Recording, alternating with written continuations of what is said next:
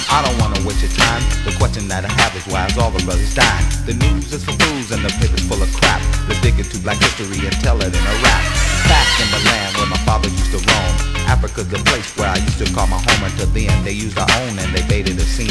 And this is how my story about slavery began.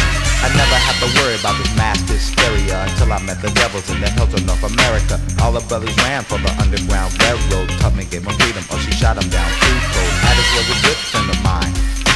He was the first brother to get shot on the front line. Let's talk a little bit about Washington Carver. Took a tiny peanut and he made his pockets larger. This is basic knowledge you should know. The thing that I am rapping happened many years ago. This is history. That's right, this is history. Back on the mic, kicking the beat. I still got my brothers that I want you to meet. Marcus Garvey and Dr. King. These brothers try to save us from the terrible things that confuse our people and possess their minds. To think that all we're good for is committing crimes.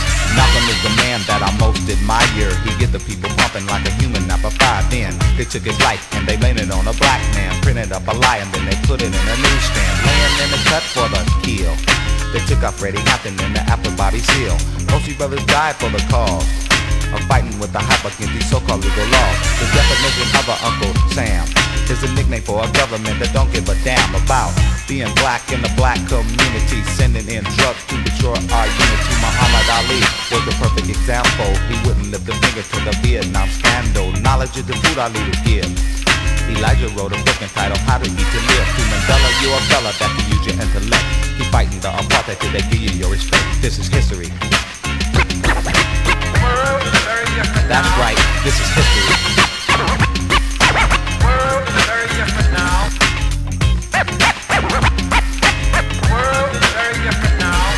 I live in LA and I'm still not free. The mayor of the city name is Uncle Tom Bradley. Fairgrounds on the AM radio, lifting up the brothers that he don't even know. But they changed his name and they ditched his mission.